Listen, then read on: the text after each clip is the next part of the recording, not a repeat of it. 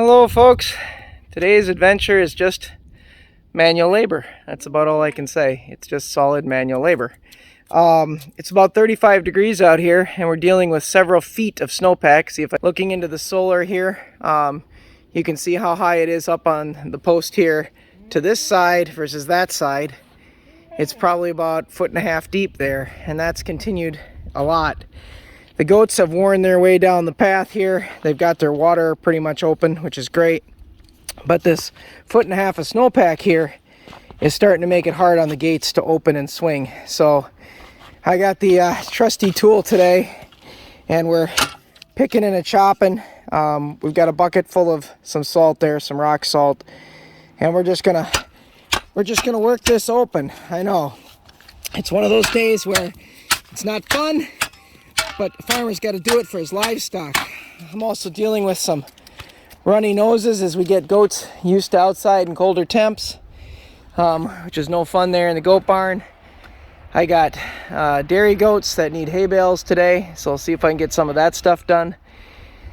And then of course I've got a water that's got a crack in it, and I got to get that fixed too. So when you get a warm weather stunt like this, sometimes all you can do is get your butt on it. Now the winter's been hard on the fences. We'll get to those later.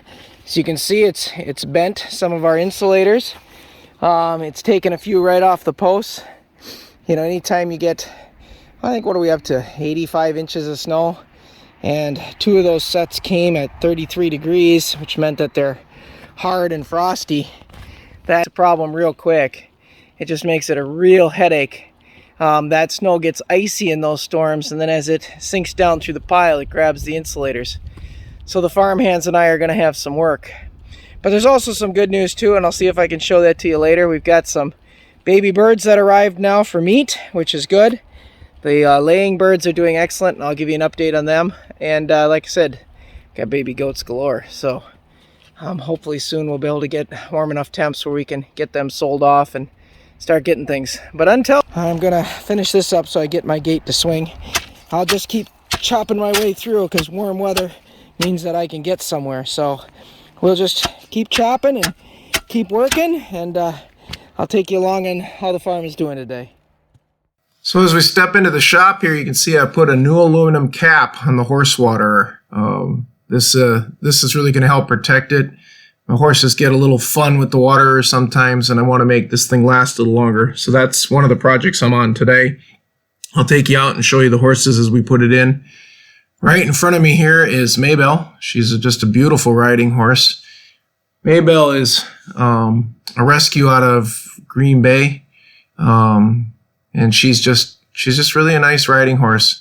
For a Percheron, she's got a good disposition. She's just really friendly. She doesn't have a mean bone in her body, which is wonderful to say. Next to her is Jewel. She is my one-eyed monster. Jewel's beast. She is our herd boss. She's probably pushing 20-some years old. She pulls and rides, but she likes to pull. Her partner, AJ, died, probably 4 or 5 years ago now. They were a pulling team for the Amish, and we kind of rescued them from that situation, so to speak. But wonderful, wonderful horse. And then coming up the rear back here is my Tobies. Come on up, Tobies. Tobies is just a pulling machine. Again, we ride Maybelle. We can ride Jewel if we want. We can pull with Jewel. But Toby is all pull. You can get on him and ride him, but he just doesn't go fast. But boy, you put him in a pull mode, he knows all the G and the ha and the stop that you need. He's a beast. He is probably 1,500 pounds of all 16 hands, and we love him. I can't tell you how blessed we are to have these 3. They've been good horses. Sure, they look a little shaggy because we leave them out a lot. They only come into the stalls for a few hours each day, and it's Minnesota, so we don't blanket them. We let them grow their fuzz, and they get that big furry coat, and they do really well. Toby's not too sure of the camera here, but he's a really nice boy. So anyways, we're going to head back up to the barn. I'll show you how the bunnies are doing. I haven't really given you an update on the bunny water, but it's working absolutely perfect. It's gotten to 3 below, and it's done absolutely fantastic, keeping the water warm and the bunnies happy. This is, I forget. This might be one of the bucks right here. I always forget. Yeah, I think this is the buck. So he's in there sitting on top of his little roost. Big girl sitting right here. These are my daughter's silver foxes. She's fallen in love with the bunnies. I just see them as a source of meat. But either way, these are a good set. I think right now this new station in here has got, I think 6 cages. This one's sitting up top, just like the buck was. Likes to sit on top of the house instead of in it. That's fine. They're doing absolutely fantastic. They got their little hay. They got their pellets. The waters are working fine, folks. What more can I say? As we head down into the chicken barn, I'd like to show you the laying hens. Now, the laying hens for this year are next door. There's 20 of them. They're doing fantastic.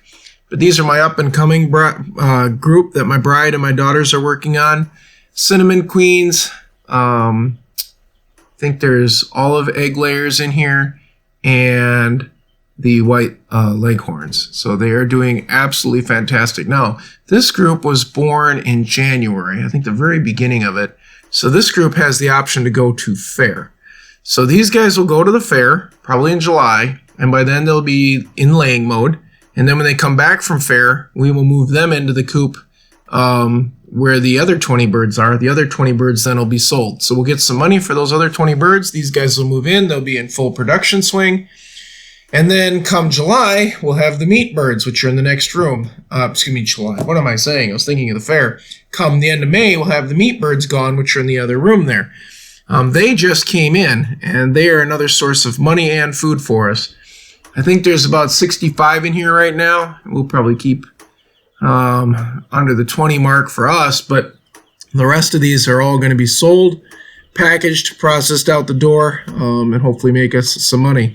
So between getting money for the last year's layers as they get sold, this year's layers then going in there, and then these guys getting sold and filling our freezer, we should be in great shape. Now these guys have only been here for a couple days. You know, we just got these guys in. We're just getting them used to the routine. We've got them kind of boxed in this area with some shavings. That's real typical. We don't want to turn 65 birds loose in this room and then have them get in areas where they can't find things. So right now they're all close together, but they aren't really doing well. Soon here we're going to start seeing some pin feathers on them and stuff like that. I think this year we've bought all the feed for them, so we're all set. We're looking probably about $13.75 a bird. So if we get them out the door and charge $13.75 bagged and processed out the door, should be able to clear us some funds so that our birds, next year's birds and so forth, are covered. And that's what we need to do, folks, with these little ones. And of course, on the same note, we need to fill our freezer ourselves. So we got enough to take the 7 of us into the next year. So what more can I say? They're despicably cute. They're eating away. They're nice little chicks. We got a lot of them in here, and they're looking good. And yes, I know they're the dumb white ones, but you know what? In 8 weeks, the end of May, they're all deceased and in the freezer, and then we can move into gardening and everything else. And by having the birds come through seasonally, makes it a lot easier. In the cold winter months, we bring up those layers. Not my ideal choice, but 4-H does it that way so that we can get into the fair on time. Those guys will move to the next coop. The 20 that are in there will get sold. They'll only be a year and a half old. So they'll go for a nice $15 a bird, and people will be happy to get them. And they'll lay for another year or two for them, and they'll love that. And these guys, like I said, will fill the freezer. Our bunnies are doing great, folks. The horses are good, and I'm off to chip some more ice. I appreciate you watching. Your liking and subscribing and following us on all the different channels is how we stay afloat, folks. Please follow us. Thank you.